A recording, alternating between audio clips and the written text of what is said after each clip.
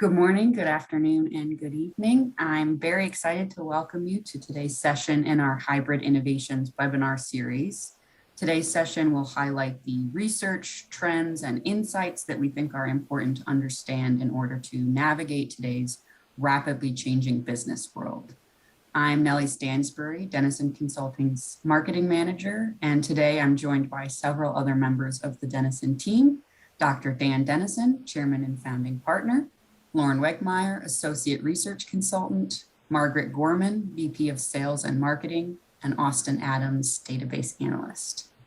Before I turn things over to Dan and Lauren to get us started, I'd like to encourage you all to utilize the chat and Q&A features below. Please test out the functionality of those features by sharing where in the world you are joining us from. Our team will be monitoring your questions throughout the session and we'll do our best to answer any quick ones, but we will also be looking through for questions to pose to our speakers at the end of their discussion during Q&A. While many of you are likely familiar with Denison, I'd like to quickly overview the firm and what we do. Denison Consulting is a firm focused on large-scale culture transformation and leadership development, headquartered in Ann Arbor, Michigan, with a European office based outside of Zurich, Switzerland. With over 20 years of experience and nearly 10,000 clients to date, our global reach has allowed us to do work in over 50 countries and to develop world-class research and diagnostics. I'd like to now introduce today's speakers. First, we have Dr. Dan Denison, Denison Consulting's chairman and founding partner. Over the past 25 years, Dan has advanced the field of organizational development and is one of its leading scholars, practitioners, and teachers. Dan's decades-long career as a researcher and professor, first at the University of Michigan's Ross School of Business, and then at the International Institute for Management and Development in Switzerland, has produced some of the most impactful work in the fields of organizational culture and leadership behavior. Next, we have Lauren Wegmeyer. Lauren is an associate research consultant at Denison. She joined the team after starting her PhD in industrial and organizational psychology at Wayne State University. Her role at Denison includes conducting custom analytics and preparing deliverables for clients, organizing internal support documents, and aggregating research for culture and organizational outcomes. And again, I'm Nellie Stansbury, Denison Consulting's marketing manager. I joined the team a little over a year and a half ago after working in the nonprofit sector and as a marketing consultant for several mission-driven organizations. I'd like to now turn things over to Dan to tell us a little more about the Hybrid Innovation Series and what we'll be discussing today. Great, thank you, Nellie, and thanks to the team for putting this one together, and thanks especially to all those who are joining us. Good morning, good afternoon, good evening, wherever you are around the world. We're delighted to have you with us today. And we want to share some of the things that we've learned about hybrid innovations. Wherever you go all around the world, people are reinventing their organizations. One of the design legacies of the pandemic will be new organizational forms that are more distributed than they've ever been before and that take advantage of all the great communication technology, but also have a heightened sense of when it's important for us to get together and talk live and in person. We've learned a lot about hybrid innovations these past few months. We've had a webinar series. This has been a theme with a number of our clients. And the learnings happen really fast. It's a rapid learning curve. We've learned from the experience of our clients especially, but also from our own research, and several of the webinars have focused on that, and we'll continue to do that. And also to all of the published research that's coming out that we've reviewed. And in today's webinar, we're going to give you an overview of what we think are 10 of the most important topics that we have seen. We'll make some comments on each of those for a few minutes.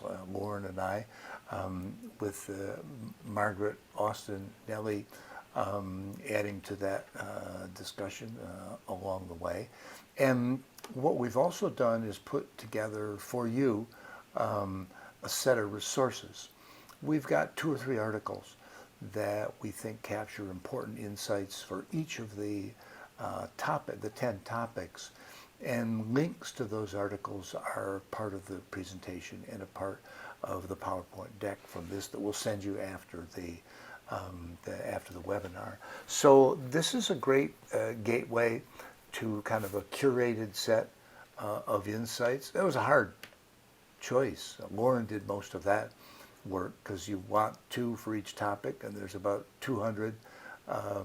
And research is now kind of coming out on this topic too that's very helpful. It's moving fast, and we want to give you a picture today of how that looks from our perspective and what we'd like to share with you. So we've got our top 10 topics, and Lauren and I will go back and forth here. It's a countdown: 10, 9, 8, 7, 6, 5, 4, 3, 2, 1. They're not in priority here. There's some good overlap between them, but we wanted to organize that so that this is a webinar that has a lot of broad insights and resources for you all. So let's get started. Let's jump in, and we're really looking forward to your comments in Q&A or chat, however you want to do this, because we want to try to go through this in about the next half an hour or so, and save some time for your questions, because your experience and sharing your experience is always a really important part of the learning process. We start with number 10. When do we actually need to meet in person? It's not as clear as you might think, and there's been a lot of debate, and often it's handled from a policy point of view, a back to work effort, and I think the missing link is a clear focus on when is it most valuable to really meet together in person. Some kind of work benefit greatly from being face-to-face. Others are actually really good. I mean, if you got check-in meetings where you just need to check the status, the updates, you can do that with people all over the world. We don't need to, all fly to New York to meet for 3 days at all. I think that's way in the past. But relationship goals,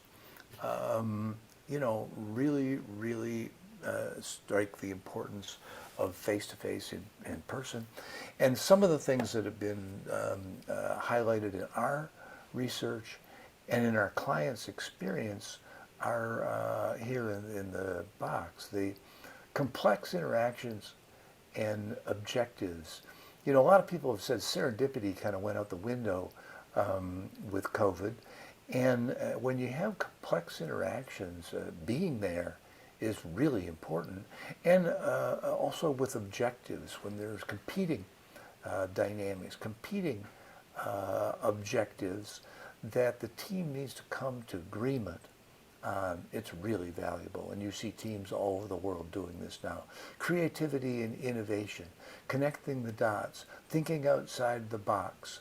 The virtual environment is great for being reactive and for touching a lot of people, but for new ideas and out-of-the-box thinking, it's challenging. Resolving conflicts. When people have to do more than just sort of click off their camera to, remove themselves from the conflict, that signals that you have an opportunity and probably an obligation to get together. Building interdependence, same story. How do we understand the independence we're trying to build? Top teams trying to get aligned. Business unit teams, strategic project teams. The alignment process is also a really good occasion to get together. Planning, that always helps. And creating those connections, especially with new people in your organization, people you don't know, because it's all about building the bonds of trust. We could talk for the whole hour on this topic, but let's move on because there's 9 more. Second one here is, what are we learning about leading in a virtual world? And the most powerful lesson that we hear over and over again is connect. It's not easy. It's certainly different. People are mastering new ways of doing this every day. A friend of mine early on said, just remember, with social distancing comes distant socializing. You can connect with people all over the world in a dynamic way. Mastering those tools is really important, but we have to be so much more intentional about communication, and the leader's job is to make sure that happens. Leaders that want to stay, task focused, stay in the background, just get her done, trade the spreadsheets, that's good, no question. That's a really important part. But one of our earlier webinars with Julian Birkinshaw of the London Business School talked about his article, The Blinkered Boss, that pointed out just how much better we're doing at task-focused activities than we are about people and relationship-based activities.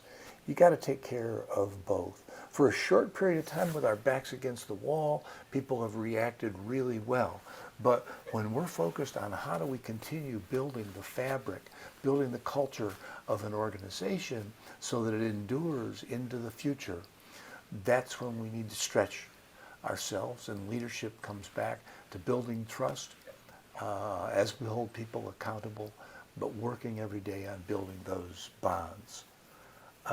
So let's keep going. And Lauren, next for the next couple.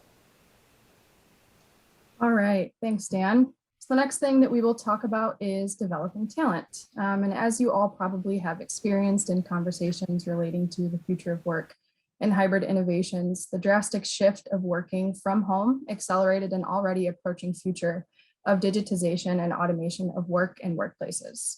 And as a result, business goals and strategies have shifted, meaning so have the critical skills that are necessary for employees to be successful. Unfortunately, with some of the work that we've done with clients and also the research that we've gathered over the last year, there's been a lack of focus on developing talent. And as Dan alluded to just a minute ago, this might have made sense during the onset of the pandemic, where organizations had their back against the walls, had to quickly shift to being in more of a survival mode, getting through day-to-day tasks. Now we're in a place where we need to reprioritize developing employees to make sure that they are connected and engaged in their work.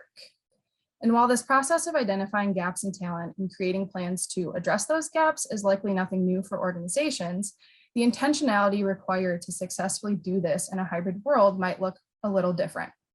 Leaders are going to have to pay close attention to employees and determine what specific learning formats work best for different types of skills. For example, there's research that suggests that large-scale event-based learning may be an effective method for upskilling more of the hard skills, like technical skills of mastering digital platforms, technologies, or certain softwares. However, for more of those softer skills that are social and emotional, that will become more crucial as we move into this hybrid and virtual world. Leaders need to set aside time to meet with employees and specifically discuss what types of skills employees would like to develop and how that may relate to their long-term career aspirations. This can help leaders develop those individualized continual learning plans and identify support and resources that are necessary to develop those skills. There are also small but intentional things that leaders can do to help support this development. One example of this is creating stretch assignments. Again, this might not be something new or new information, but offering those to team members based on what their goals are. So whether it is making that connection between your team member and someone that supports a different function, or asking a different team member to take a turn leading a recurring meeting or managing a specific project and delegating the work within that. Additionally, with that lack of spontaneous and informal connections that we see in a face-to-face working world, leaders are going to have to work to facilitate those connections on their own so that talent is able to develop a network of mentors that can help them develop those skills. Again, this may not be entirely new information, but from what we have really learned is that these things require more intentionality in a virtual world, and that's where leaders are going to have to step up, as those means of connecting and more organic learning do not come as easy in a virtual or hybrid format. Next, we will talk about number 7, managing productivity. One thing that has been fairly consistent with our experience with our own clients and also in the research that we've done is that broadly, when working from home, levels of productivity have remained the same and even improved in some cases.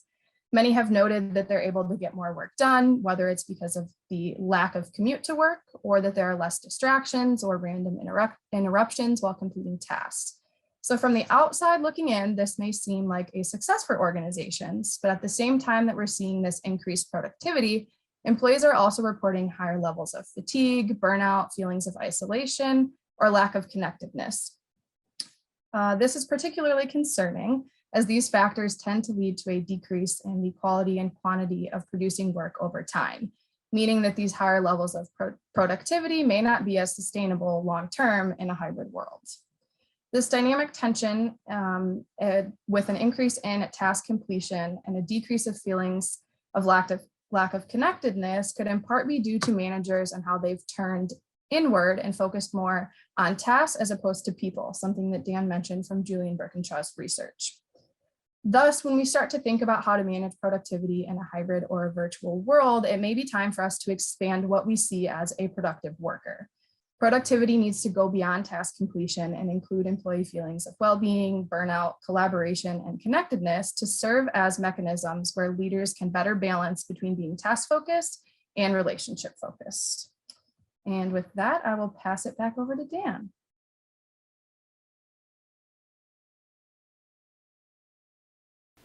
Great, thank you, Laura. That's great. And next, we want to talk about this issue of flexibility. If there's anything that we've learned these past couple of years, it's about the importance of being agile, being responsive, reacting. But there's kind of a dilemma here that we see in almost every organization that we work. Because on one hand, organizations need to create centralized policies and principles. And I think the classic is kind of discussing, at the top, should this be 3 days on site or 2 days, remote, or 2 and 3, the other way around. Creating high-level principles, policies, is a focus of every organization. And in a large organization, you really have no choice but to do that and to do it well. But really, the proof is in the pudding here in terms of how well these foster flexibility on the ground. Because, haven't run across many managers, especially as you work your way down from the C-suite onto the front line, where more strict policies are insightful and are helpful. So centralized principles that establish equity and consistency are a pretty good bet, and that you need to speak and articulate. Strict policies are pretty difficult because things move so quickly. We all experienced along about June or so. We thought this was coming to an end. Then we got the Delta variant, the flexibility, all of the difficult, challenging policy work that got done to implement back to work kind of went by the wayside because we need to be flexible and need to be responsive. As many of our clients and partners have said, it's about culture, not compliance. That if you have a set of principles, and they have to put, there's so many articles, The Future of Flexibility at Work is a great one. So many of these emphasize that you've got to find this moving balance, and that where both the individual's interest and the organization's interests are in play at the same time, and that we're sort of balancing on that board, that surfboard, and it's hard to stay on there because it changes all the time. And even when you get it right, you also have this dilemma that we've seen in many of the organizations we work with, where what's the difference between flexibility and arbitrary decisions on the ground? Well, unfortunately, it's not as clear as we would like it to be.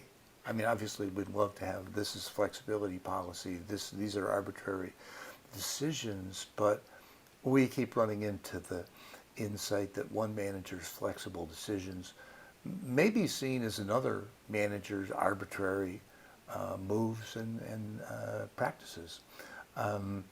So we need to try to get some level of uniformity, but it can only come by empowering leaders and teams to be agile within a common set of guidelines.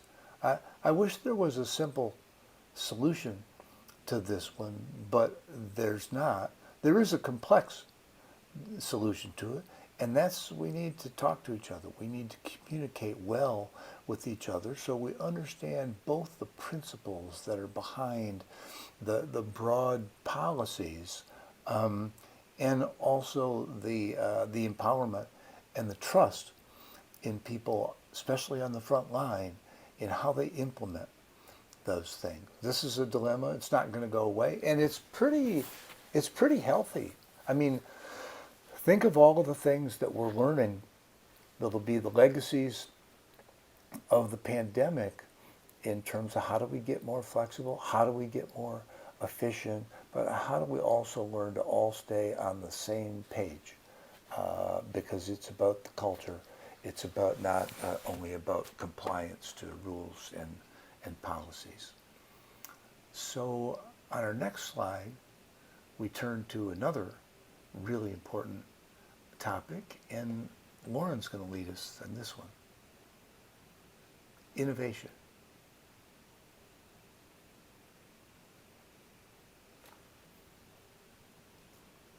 Or am I supposed to lead this one, Lauren?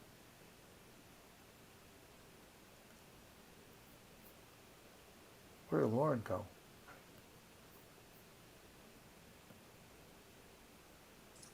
Looks like we briefly lost Lauren. So Dan, if you wanted to speak to this one while we wait for her to hop back on. That sounds great.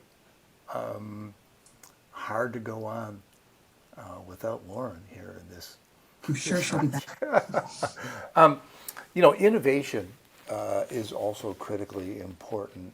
And, we've seen enormous innovations where our backs are against the wall and people are reactive and creative and they know how to get it done and find new ways to do that. That form of innovation, we've seen blossom during this time. And in fact, in some of our own research, using our innovation measures, we've seen lots of evidence that this is actually improved. But it's a more reactive kind of innovation. When you start thinking about proactive innovation, this comes back to one of the key activities where it is a big advantage for people to be able to work face to face, because relationships are really critical to innovation. That's the core, and it's important for any team undertaking an innovation to invest some time in how do they get on the same page. A lot of this can be done online. There certainly are so many creative things that we can do to try to replicate what we can do in person, but it means investing in the relationships within the team and getting more deliberate, more intentional about how we build the teams that are going to drive the most important innovations that our organizations are pursuing. I think we also see in so many organizations that there was a big agenda for innovation prior to the pandemic, and we kind of lost sight of a lot of that one. Probably about half of it is not as long as vital as it was, but that we also have a lot of that that's been put on hold as we've been reactive. And so taking a look in each of your organizations about areas where the proactive form of innovation that creates our competitive advantage for the future has kind of been on the back burner or on hold. Those are the things that we need to reignite. And it's important to understand that people drive the innovation, and that you need to start by building those relationships that are going to foster creativity and innovation. So I guess we should just keep going. And It looks like Lauren lost internet, so she's trying to rejoin, but we'll carry on in her absence. boy, I mean, that's losing internet is worse than losing your passport when you're on the road these days. It's just like we don't hardly exist anymore. I had this experience just a week ago. You know, everything got really bad, and then cut it all together, and it was my modem, my cable modem. So back in business. Doing her best to join. Yeah, well, maybe she can even dial in. But the next slide takes us to the fourth, number 4 on the countdown. Psychological safety. If you're not familiar with Amy Edmondson at Harvard Business School and her articles, we provided you a couple of clicks here to get you familiar with her and her work. She's one of the best executive teachers in the world, and one of the areas where she has focused a lot of good attention is on psychological safety. And you know, it's a critical component of a high-performing team. We've got to feel some level of safety to do our best to contribute. And I just encourage all of you to look carefully at how do you create that in a hybrid world, in a virtual world. It's challenging, but it's critical. Finding ways to create space for team members so that we can portray candor, vulnerability, different points of view, so that we do offer the connection that people need in order to feel safe. And I think it's also extremely important to understand what one person feels is safe doesn't mean another person feels that your situation at home may have a lot to do with how safe the workplace feels to you, your status, your own identity, your own security, all may be influenced by virtual working. And, you know, we need to ask, we need to invest in our people by understanding what makes them safe, what makes them feel this, because it's a key area of feeling like that, of being able to contribute. And, you know, we all have a lot of vulnerabilities these days, more than we ever realized. And spending some time to kind of articulate those so that people are aware of them, because actually one of the biggest pathways to trust and to psychological safety is understanding each other's vulnerability. If someone's invulnerable, they can conquer everything. Hard to trust, hard to feel safe, kind of feel challenged by that. But if we can exercise that empathy muscle and understand what safety means to each of the members of our team, each of the people that we lead, that can help us create a much more dynamic, creative, and productive team and organization. I guess I should keep going here. Those last two were Lauren is back.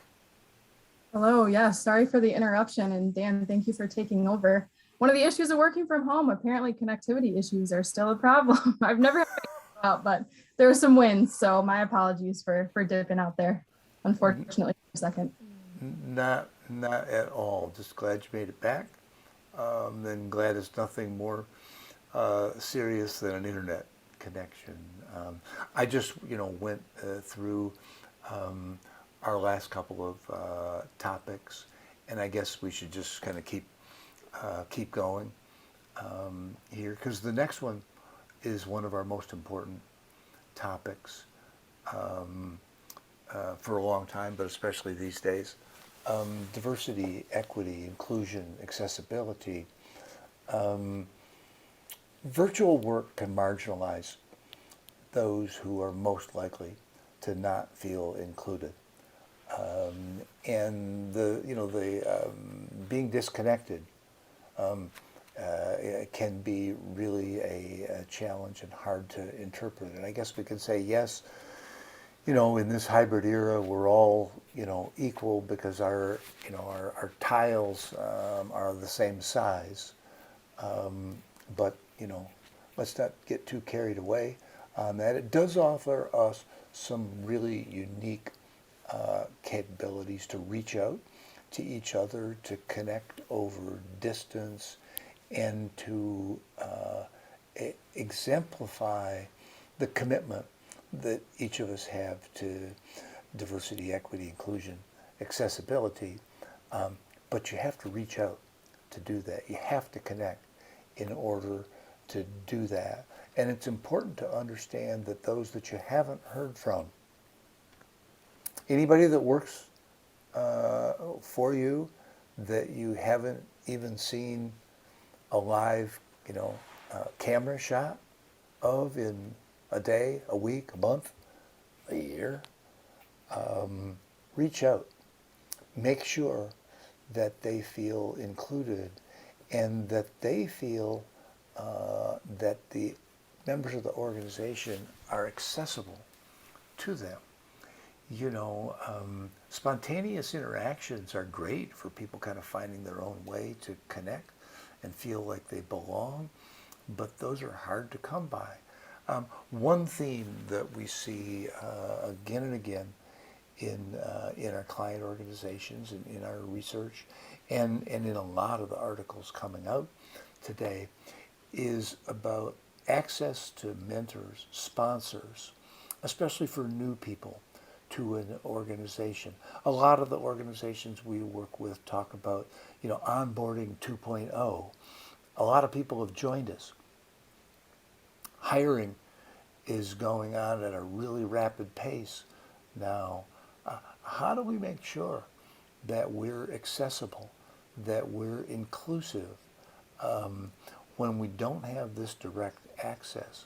The informality of being able to meet, talk, have a sidebar conversation with the people that are going to influence their future careers is one of the biggest concerns of more junior members of the workforce. And again, those are the ones that are most vulnerable to the Great Resignation, which we're going to get to in a minute. Don't worry, didn't forget that one at all. They're most vulnerable, and they are critically important to creating the environment that allows you to attract a rich and broad set of talented individuals to your organization and to keep them there. Culture is the magnet for attracting talent, and we have to be more proactive on this. Again, we see a lot of organizations that are doing terrific jobs of reacting with their backs against the wall to innovate and to deliver and to keep things going. Looking forward to plan how we're going to make key progress in this area, most important area. That's one that's really worthy of everybody's attention. Let's go to the next one, because this builds on the DEI insights. A lot of attention these last couple of years on the challenges of working remotely, but much less attention on the frontline workers who've been on site, who can't do their work remotely. They can be nurses, they can be surgeons, they can be teachers, they can be service workers, they can be in restaurants, they can be in retail. These are some of the organizations that show big gaps and really challenge environment to operate in, because it's harder to connect, there's fewer means to connect, and the situations, the circumstances that people face in their own work environment have really, really changed dramatically. Frontline workers are very, very vulnerable. Burnout, fatigue, looking at those opportunities where they can move. Maybe there's an advantage in their mind to a job that's not on the front line. That flexibility may be helpful to them in their own personal lives, and those jobs may become very, very attractive. But this gap and collaboration across this gap, and I think the one key thing goes back to our leadership points, that leaders have to take every opportunity to connect with the teams that are on their front line. We've got to be thinking of that, first and foremost, every day, and rethink in this environment what best motivates your people that are on the front line, because that's what's going to determine the success of your organization in the future. Now let's go to our last point, and we're not bad for time here. Let me just talk for a minute about this one, and then we'll look to all of you for any of the questions that you want to raise or any of the discussion points that you want to pursue. End of the day, the labor market's going to win. Sorry if this is, not the news you wanted to hear. People voting with their feet, moving quickly, and I haven't seen good research on just what part of the Great Resignation is fueled by people, leaving jobs that don't offer flexible working arrangements, that don't offer the opportunities that they're looking for. But everything's, in play. In the LinkedIn era, I think it's most important to assume that, everybody's really potentially on the market. Their LinkedIn headhunter just hasn't found them yet, or is still busy working on those connections they think have the greatest potential for helping them find a new job. A lot of the Great Resignation is kind of facilitated because there are a lot of people reaching out, helping organizations recruit, helping them build the team of the future, and there's a lot of people moving to new jobs. And it's really challenging because the pull of all of these opportunities are occurring at the same time that the bond to their current organization has weakened. And so that leaves everybody in your organization, particularly vulnerable, and quite important that we're actively planning how we're going to retain people. And the only way to do that is that we create a culture and a system that is a magnet, that we're very clear about why people are motivated to stay, what our work environment can provide, and what's the unique employee value proposition that our organizations create that can help us to be the winner in the labor market. So many organizations that we work with are hiring people left and right, fast as they can. Great hires, many come from other organizations, but at the same time, the number of jobs that are open that they need to replace also grows by the day, and just catching up to get back to full employment is a big challenge. I mean, this one's hit me personally, my favorite cafe, that's, part of a walk that I try to do every day as often as I can, just keep moving through the pandemic. Show up and they say, no, severe labor shortage, we're closed on Monday and Tuesday. And, I knew this was really getting serious when I read that in Great Britain, the shortage of truck drivers is so extreme now that their pubs are worried about having enough beer and wine for the holidays. Now, that's a crisis. No ribbing, intended there on my British friends and colleagues, but this is hitting home for us, and so labor market strategy becomes a key part of business strategy. So let's stop there in terms of the overview and move to a discussion. I'm sorry you missed the best part of it, which were the two points that Lauren was going to talk about while her internet cut out. But I'm sure she'll have a lot to say here in our question and answer and our discussion.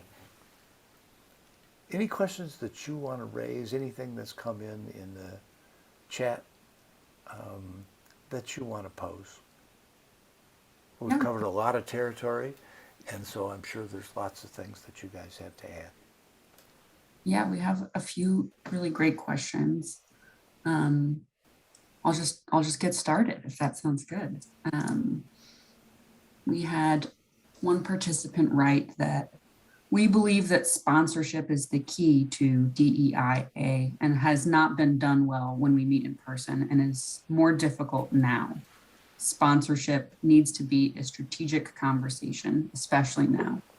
Do you have any client examples of this being done well in this virtual world? Yes, we do, and we can point to a few of those. But even in those, I think the experience is once they start doing that, the first thing is a heightened awareness of just how deep that goes. And that number of examples, especially in the retail area with a couple of our clients where they're demanding that their leaders are visible, are accessible, are reaching out, and are creating the kind of sponsorship relations that are needed to support people of all backgrounds. In my experience, I can't point to anybody that's really kind of nailing this and has it figured out, but there are a lot of companies that are making significant efforts, and it's all about doing exactly what you say, making sure that everybody has the people that they sponsor and that nobody feels that they're without a sponsor and mentor at this critical time. That's a tall order. I don't know, anyone else want to comment on that? Or I notice there's a couple other questions that come in too. We did have another participant write in sponsorship, yes, but participation is a must, which I think is also fair.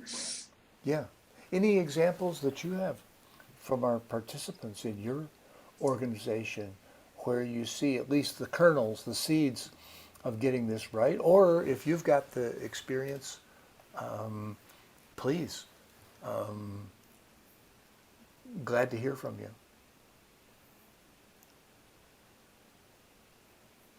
We have a few other questions. Here's one that just came in. How can we get used to change when leaders don't want to change?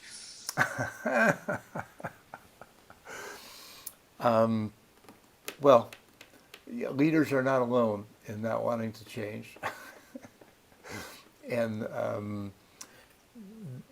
people, like organizations, only change when the combination of the situation that they're in and their own kind of perceptions and the encouragement and support that they get pushes them along. We only change when it hurts too bad to stay the same.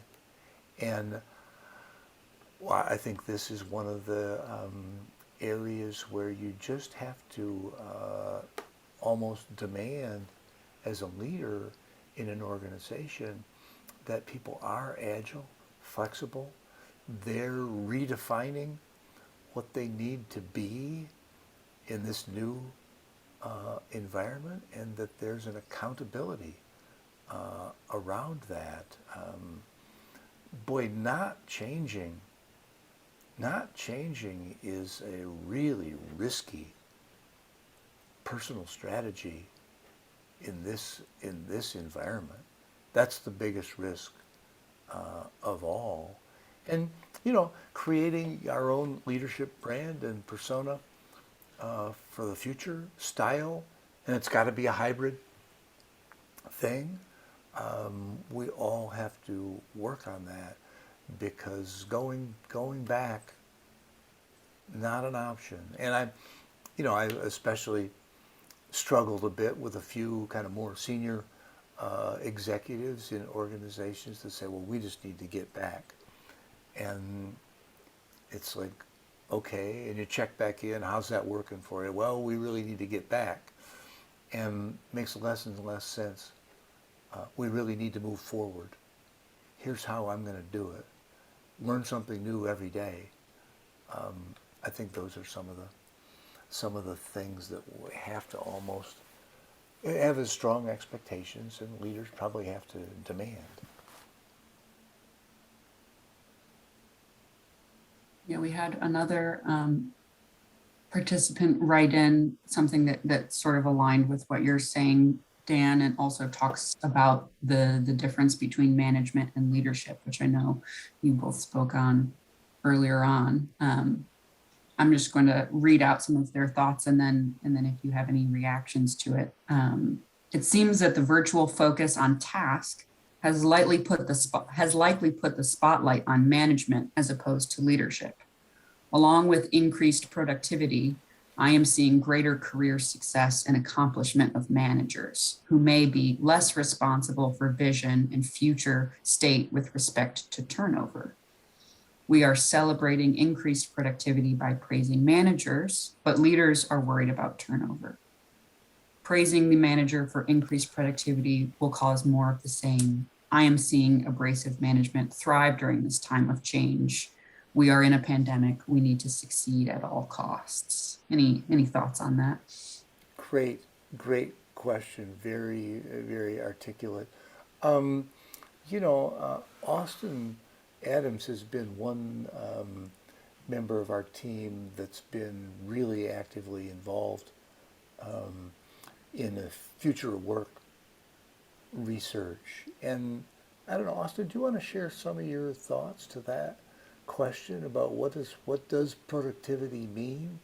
Yeah, I'd love to. Please go And, ahead. yeah, and I appreciate the sort of focus on abrasive leadership and what that can look like. And in a lot of the work that we've done lately, we've learned that there's sort of a desire amongst leadership often to have a system or culture of accountability, and often are found micromanaging employees for that reason. And at the same time, employees are also identifying one of their strongest barriers to being productive as not being trusted to do the job that they're assigned to do in the first place. And so there's a very strong tension between those ideas of trusting your employees to do what they're assigned to do, and also having accountability for the employees that don't do that work. And so it's one, I think it's important to really consider how you can build on both of those things. They don't have to work against each other just because conceptually they seem to.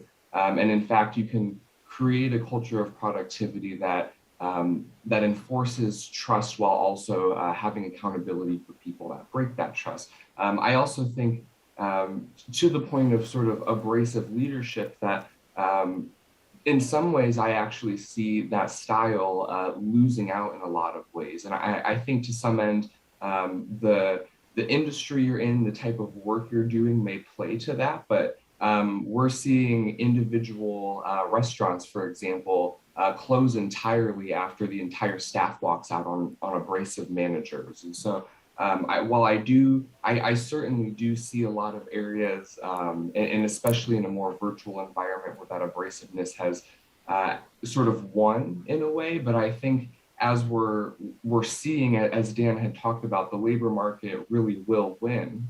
People vote with their feet. They are now more than ever leaving because of that type of management. They're leaving for flexibility, for better management, and for better pay. And so while I think that there are definitely some small wins happening for that type of management style, I think in the long run that it's really going to push away key talent for a lot of companies.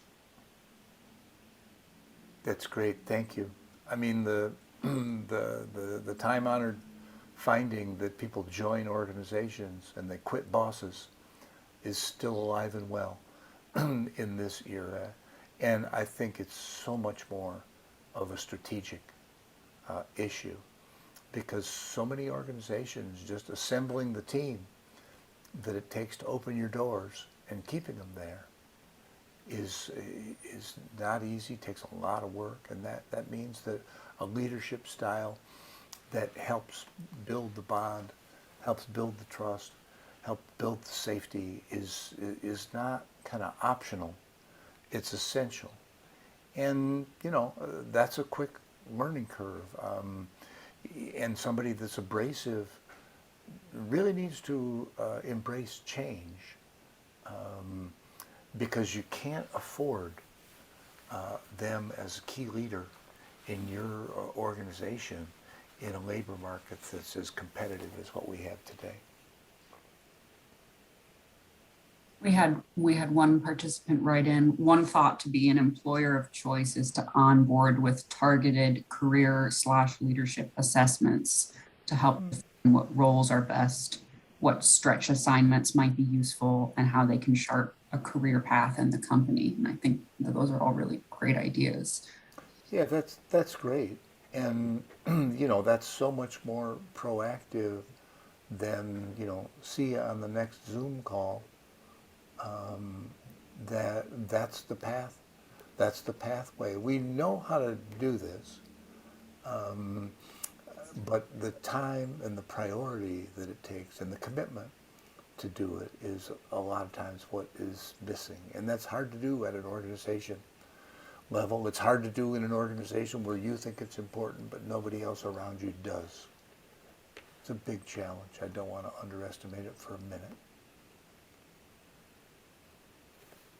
And you and Lauren both talked a little bit about how leaders and organizations can help employees have ownership of different activities to make them feel more involved and to build trust and create innovation opportunities. We had a participant write in, we are experimenting with helping leaders/managers to think about how to design work with outcomes in mind, not simply to believe that real work can only get done the way it used to get done.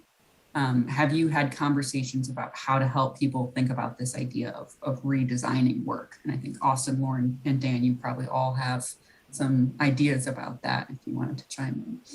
Hey, we haven't heard nearly enough from Lauren here, at least as we planned for it. Do you want to share some of your thoughts about that, Lauren? Sure. Yeah, I think it coincides with similar themes that we've had with other responses to these questions. And just coming off of thinking about career paths, I think that the more that leaders work to establish career paths that enable employees to have transferable skills, the easier it will be to design work with outcomes in mind. So if we know that we're developing our talent to have these skills that are adaptable, we have a workforce that's agile. When we start to design work and projects, we can enable our workforce to be able to see what those outcomes may be and what the value may be and how to highlight certain skills of different team members within a given team or across teams as well.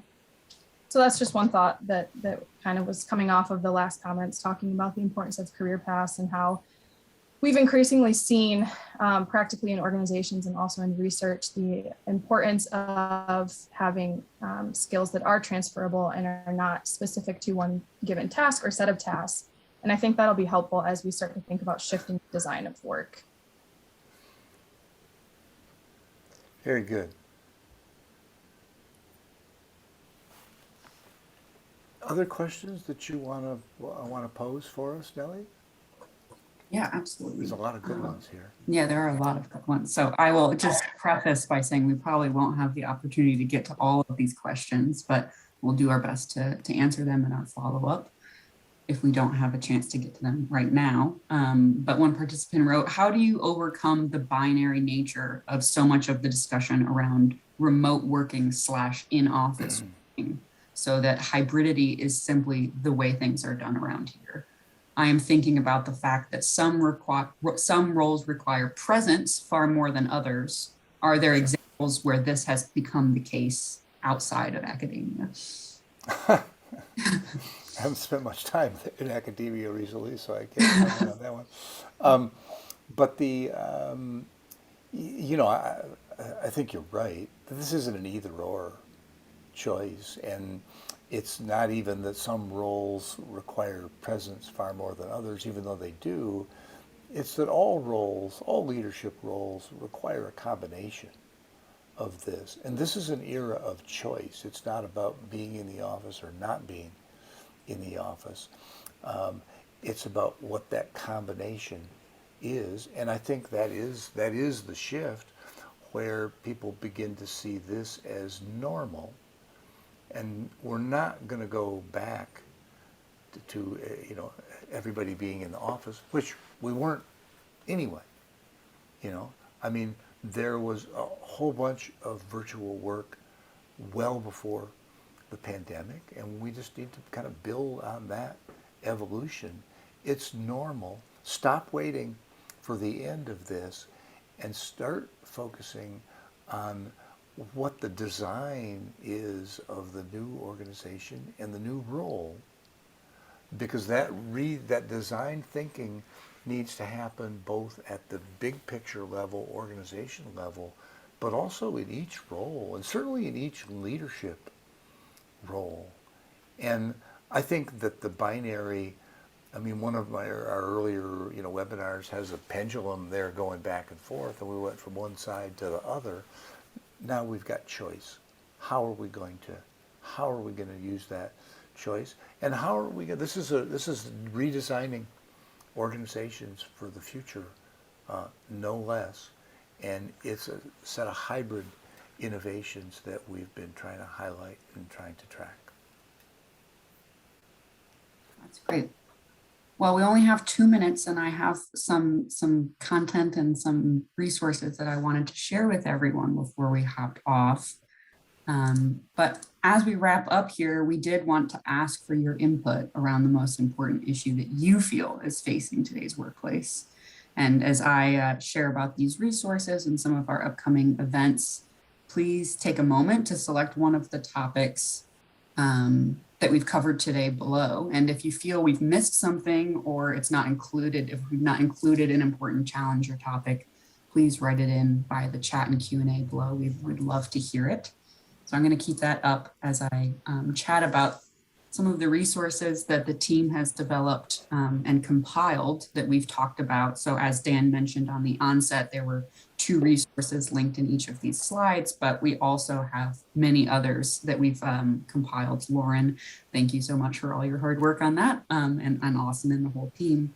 But these resources do highlight the research, trends, and insights that we think are important to understand in order to navigate today's changing business world, but they're also pretty specific around the topics we've chatted about. So we will send a link to that to everyone who's joined us, so that's also here, but we look forward to sharing that with you. And then I did want to just highlight some of our upcoming events. Our 2022 webinar series will be continuing. You'll see those dates listed there. We hope to have the speakers finalized super soon, and we'll share that with you as well as a registration for that. Our 2022 Global Forum has been scheduled for May 11 through 12. Also keep an eye out for info on that and registration for that. We have a few certification workshops scheduled for the next few months here that are listed here. And yeah, as some closing remarks, we'll be sharing this presentation and the recording and the resources with everyone who's joined us today. But just wanted to thank everyone for taking the time. Dan, Lauren, Austin, Margaret, thank you all for joining and all the work that you've done.